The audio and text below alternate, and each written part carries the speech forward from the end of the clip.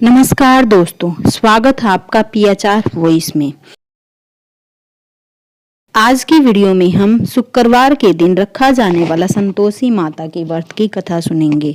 शुक्रवार के दिन मां संतोषी का व्रत पूजन किया जाता है और इस पूजा के दौरान माता की आरती, पूजन तथा अंत में माता की कथा सुनी जाती है।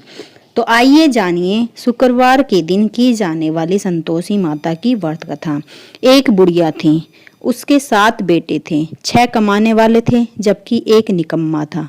बुढ़िया 6 पेटों की रसोई बनाती, भोजन कराती और उनसे जो कुछ जूठन बचती वह 7वें को दे देती। एक दिन वह पत्नी से बोला, देखो मेरी माँ को मुझ पर कितना प्रेम है। वह बोली, क्यों नहीं, सबका जूठा जो तुमको खिलाती है। वह बोला, ऐसा नहीं हो सकता, जब तक आंखों से न देख लूं मान नहीं सकता। बहू हंसकर बोली, देख लोगे तब तो मानोगे। कुछ दिन बाद त्योहार आया। घर में 7 प्रकार के भोजन और चूरमे के लड्डू बनाए गए। वह जांचने को सिर दुखने का बहाना कर पतला वस्त्र सिर पर ओढ़े रसोई घर में सो गया। वह कपड़े में से सब देखता रहा। 6 बाई भोजन करने आए। उसने देखा माँ ने उनके लिए सुंदर आसन बिछाया, नाना प्रकार की रसोई परोसी और आग्रह करके उन्हें जमाया। वह देखता रहा।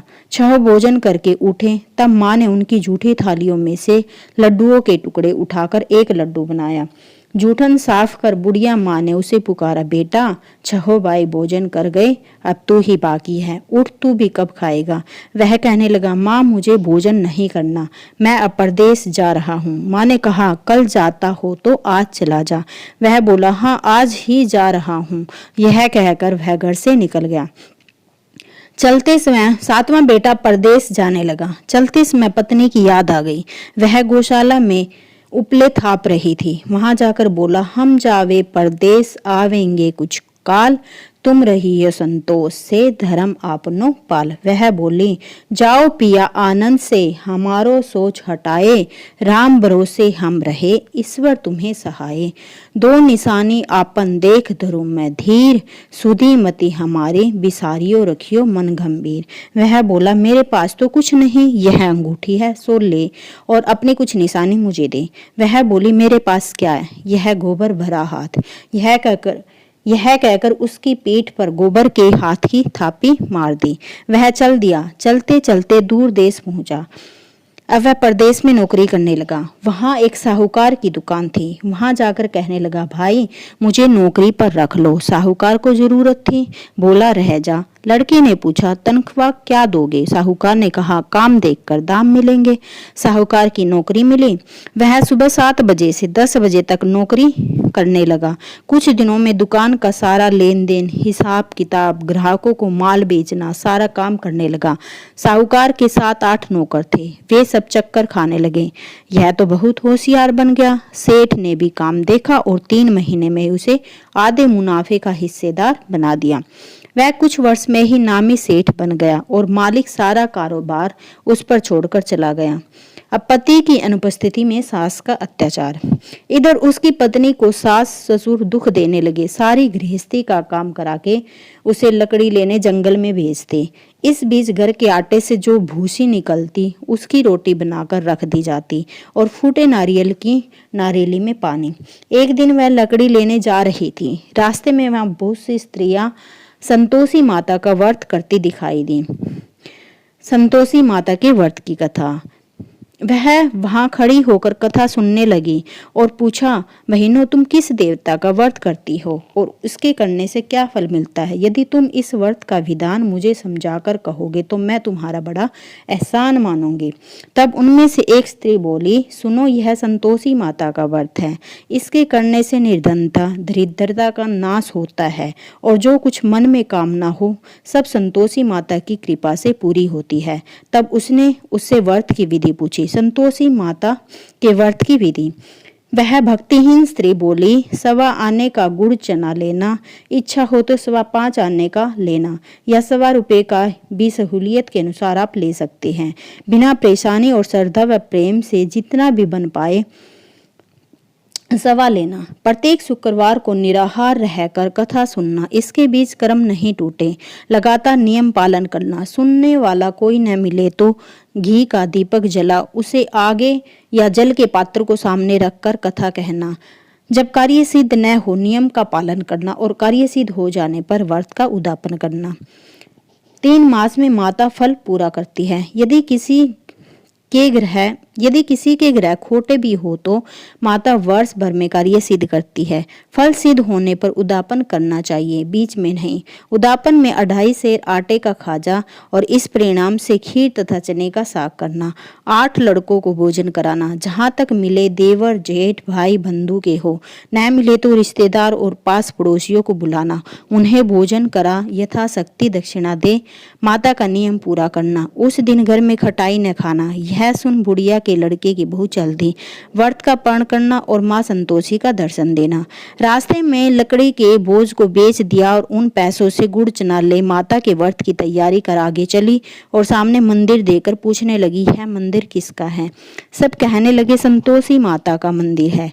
यह सुनकर माता के मंदिर में जाकर चरणों में लौटने लगी, दीन हो विनती करने लगी, माँ मैं निपट अज्ञानी हूँ, व्रत के कुछ भी नियम नहीं जानती, मैं दुखी हूँ। हे माता जगत जननी, मेरा दुख दूर कर दे, मैं तेरी शरण में आई हूँ। माता को दया आई। एक शुक्रवार बीता कि दूसरे को उसके पति का पत्र आया और तीसरे शुक्रवार को उसका भेजा हुआ पैसा आ पहुंचा। यह देख जेठ जेठानी मुँह सिकोड़ने लगे, लड़के ताने देने लगे। काकी के पास पत्र आने लगे, रुपया आने लगा, अब तो काकी की खातिर बढ़ेगी। बेचारी सरलता से कहती, भैया कागज आवे रुपया आवे, हम सब के लिए अच्छा है। ऐसा कहकर आंखों में आंसू भरकर संतोषी माता के मंदिर में जा मातेश्वरी के चरणों में गिरकर रोने लगी। माँ मैंने तुमसे पैसा कब मांगा है? मुझे पैसे से क्या काम है? मुझे तो अपने सुहाग से काम है। मैं तो अपने स्वामी के दर्शन मांगती हूँ। तब माता ने प्रसन्न होकर कहा, जा बेटी तेरा स्वामी आएगा।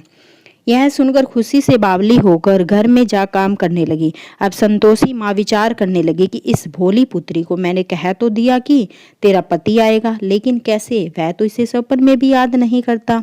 उसे याद दिलाने को मुझे ही जाना पड़ेगा। इस तरह माता जी उस बुढ़िया के बेटे के पास जा सपन में प्रकट हो कहने लगी, साहूकार के बेटे सो रहा है या जागता है? वह कहने लगा, माता सोता भी नहीं जागता भी नहीं, कहो क्या आज्ञा है? माँ कहने लगी, तेरे घर बार कुछ है कि नहीं? वह बोला, मेरे पास सब कुछ है, माँ बाप है, बहू है, क्या कमी है? माँ बोली, भोले पुत्र तेरी बहू घोर कष्ट उठा रही है, तेरे माँ बाप उसे परेशानी दे रहे हैं, वह तेरे लिए तरस रही है, तू उसकी सुध ले। वह बोला, हाँ माता जी यह तो मालूम है, परंतु जाऊं तो कैसे? परदेश की बात है, लेन देन का कोई हिसाब नहीं, कोई जाने का रास्ता नहीं, कैसे चला जाऊं? माँ कहने लगी, मेरी बात मान, सवेरे नहा धोकर संतोषी माता का नाम ले, घी का दीपक जला, दंडवत कर और दुकान पर जा बैठ। देखते देखते सारा लेन देन चूक जाएगा, जमा माल बिक जाएगा, सांझ होते होते धन का भारी ढेर लग जाएगा। अब बूढ़े की बात मानकर वह नहा धोकर संतोषी माता को दंडवत, घी का दीपक जला, दुकान पर जा बैठा। थोड़ी देर में देने वाले रुपया लाने लगे, लेने वाले हिसाब लेने लगे। कोठे में भरे सामान के खरीदार नकद दाम दे सौदा करने लगे। शाम तक धन का भारी ढेर लग गया। मन में माता का नाम ले चमत्कार देख प्रसन्न हो घर ले जाने के वास्ते गहना कपड़ा सामान खरीदने लगा। यहाँ काम से निपट तुरंत घर को रवाना हुआ। उधर उसकी पत्नी जंगल में लकड़ी लेने जाती है। लौटते वक्त माताजी के मंदिर में विश्राम करती है। वह तो उसके प्रतिदिन रुकने का जो स्थान बन गया। धूल उड़ती देख वह माता से पूछती है, हे माता यह धूल कैसे उड़ रही है? माता कहती, हे पुत्री तेरा पति आ रहा है, अब तू ऐसा कर लकड़ियों के 3 बोझ बना, एक नदी के किनारे रख, दूसरा मेरे मंदिर पर और तीसरा अपने सिर पर। तेरे पति को लकड़ियों का गट्ठर देख मोह पैदा होगा, वह यहाँ रुकेगा, नाश्ता पानी खाकर माँ से मिलने जाएगा। तब तू लकड़ियों का बोझ उठाकर जाना और चौक में गट्ठर डालकर जोर से आवाज लगाना, लो सासू जी लकड़ियों का गट्ठर लो, भूसी की रोटी दो और नारियल के खेपड़े में पानी दो, आज मेहमान कौन आया है? माताजी बहुत अच्छा कहकर वह प्रसन्न मन से लकड़ियों के 3 गट्ठर बनाई, एक नदी के किनारे पर, एक माताजी के मंदिर पर रखा। सूखी लकड़ी देख उसके पति की इच्छा उत्पन्न हुई कि मैं यहीं पर विश्राम करूं, भोजन बनाकर खा पीकर गांव जाऊं। इस तरह रुक कर भोजन बना विश्राम करके गांव को गया। सबसे प्रेम से मिला। उसी समय सिर पर लकड़ी का गट्ठर लिए वह उतावली सी आती है। लकड़ियों का भारी बोझ आंगन में डालकर जोर से 3 आवाज देती है, लो सासू जी, लकड़ियों का गट्ठर लो, भूसी की रोटी दो, आज मेहमान कौन आया है। यह सुनकर उसकी सास बाहर आकर अपने दिए हुए कष्टों को भुलाने हेतु कहती है, बहू ऐसा क्यों कहती है, तेरा मालिक ही तो आया है, आ बैठ, मीठा भात खा, भोजन कर, कपड़े गहने पहन। उसकी आवाज सुन उसका पति बाहर आता है। अंगूठी देख व्याकुल हो जाता है। माँ से पूछता है, माँ यह कौन है। माँ बोली, बेटा यह तेरी बहू है, जब से तू गया है तब से सारे गांव में भटकती फिरती है, घर का कामकाज कुछ करती नहीं, 4 पहर आकर खा जाती है। वह बोला, ठीक है माँ, मैंने इसे भी देखा और तुम्हें भी, अब दूसरे घर की ताली दो, उसमें रहूंगा। माँ बोली, ठीक है, जैसी तेरी मर्जी। तब वह दूसरे मकान की 3रे मंजिल का कमरा खोल सारा सामान जमाया। एक दिन में राजा के महल जैसा ठाठ बाट बन गया। अब क्या था, बहु सुख भोगने लगी। इतने में शुक्रवार आया। शुक्रवार के व्रत के उद्यापन में हुई भूल, किया खटाई का इस्तेमाल। उसने पति से कहा, मुझे संतोषी माता के व्रत का उद्यापन करना है। पति बोला, खुशी से कर लो। वह उद्यापन की तैयारी करने लगी। जेठानी के लड़कों को भोजन के लिए कहने लगी। उन्होंने मंजूर किया, परंतु पीछे से जेठानी ने अपने बच्चों को सिखाया, देखो भोजन के समय खटाई मांगना, जिससे उसका उद्यापन पूरा न हो। लड़के जीमने आए, खीर खाना पेट भर खाया। लड़के जीमने आए और खाना पेट भर खाया, परंतु बाद में खाते ही कहने लगे, हमें खटाई दो, हमें खटाई दो, खीर खाना हमको नहीं भाता, देखकर अरुचि होती है। वह कहने लगी, भाई खटाई किसी को नहीं दी जाएगी, यह तो संतोषी माता का प्रसाद है। लड़के उठ खड़े हुए, बोले, पैसा लाओ। बोली बहू कुछ जानती नहीं थी और उन्हें पैसे दे दिए। लड़के उसी समय हट करके इमली खटाई ले खाने लगे। यह देखकर बहू पर माताजी ने कोप किया। राजा के दूत उसके पति को पकड़ कर ले गए। जेठ जेठानी मन चाहे मनमाने वचन कहने लगे। लूट लूट कर धन इकट्ठा कर लिया। अब सब मालूम पड़ जाएगा जब जेल की मार खाएगा। बहू से यह सहन नहीं हुई। माँ संतोषी से माफी मांगने के लिए रोती हुई माताजी के मंदिर गई। कहने लगी, हे माता, तुमने क्या किया। हंसाकर अब भक्तों को रुलाने लगी। माता बोली, बेटी तूने उद्यापन करके मेरा व्रत भंग किया है। वह कहने लगी, माता मैंने कुछ अपराध किया है, मैंने तो भूल से लड़कों को पैसे दे दिए थे, मुझे क्षमा करो, मैं फिर तुम्हारा उद्यापन करूंगी। माँ बोली, अब भूल मत करना।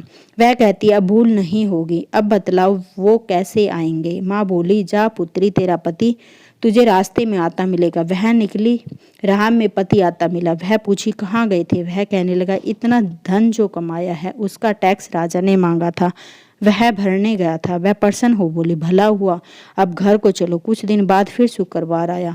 वह बोली, मुझे फिर माता को उद्यापन करना है। पति ने कहा, करो। बहू फिर जेठ के लड़कों को भोजन को कहने गई।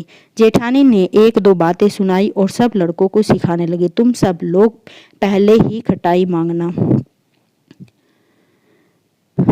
लड़के भोजन से पहले कहने लगे, हमें खीर नहीं खानी, हमारा जी बिगड़ता है, कुछ खटाई खाने को दो। वह बोली, खटाई किसी को नहीं मिलेगी, आना हो तो आओ। वह ब्राह्मण के लड़के लाकर भोजन कराने लगी। यथाशक्ति दक्षिणा की जगह 1-1 फल उन्हें दिया। संतोषी माता प्रसन्न हुई। माता की कृपा होते ही 9वें मास में उसके चंद्रमा के समान सुंदर पुत्र प्राप्त हुआ। पुत्र को पाकर प्रतिदिन माता जी के मंदिर को जाने लगी। माँ ने सोचा, यह रोज आती है, आज क्यों न इसके घर चलूं। यह विचार कर माता ने भयानक रूप बनाया। गुड़ चने से सना मुख, ऊपर सूंड के समान होठ, उस पर मक्खियां भिन भिन कर रही। देहली पर पैर रखते ही उसकी सास चिल्लाई, देखो रे, कोई चुड़ैल डाकिन चली आ रही है, लड़कों इसे भगाओ नहीं तो किसी को खा जाएगी। लड़के भगाने लगे, चिल्लाकर खिड़की बंद करने लगे। बहू रोशनदान में से देख रही थी और प्रसन्नता से पगली बन चिल्लाने लगी, आज मेरी माताजी मेरे घर आई है। वह बच्चों को दूध पीने से हटाती है। इतने में सास का क्रोध फूट पड़ा। वह बोली, क्या उतावली हुई है, बच्चे को पटक दिया। इतने में माँ के प्रताप से लड़के ही लड़के नजर आने लगे। वह बोली, माँ मैं जिसका व्रत करती हूँ यह वही संतोषी माता है। सबने माता जी के चरण पकड़ लिए और विनती कर कहने लगे, हे माता हम मूर्ख हैं, अज्ञानी हैं, तुम्हारे व्रत की विधि हम नहीं जानते। व्रत भंग कर हमने बड़ा अपराध किया है, हमने पाप किया है। जग माता आप हमारा अपराध क्षमा करो। इस प्रकार माता प्रसन्न हुई और बहू को प्रसन्न हो जैसा फल दिया वैसा माता सबको दे। बहू को प्रसन्न हो जैसा फल दिया वैसे माता सबको दे, जो पड़े उसका मनोरथ पूर्ण हो। बोलो संतोषी माता की जय।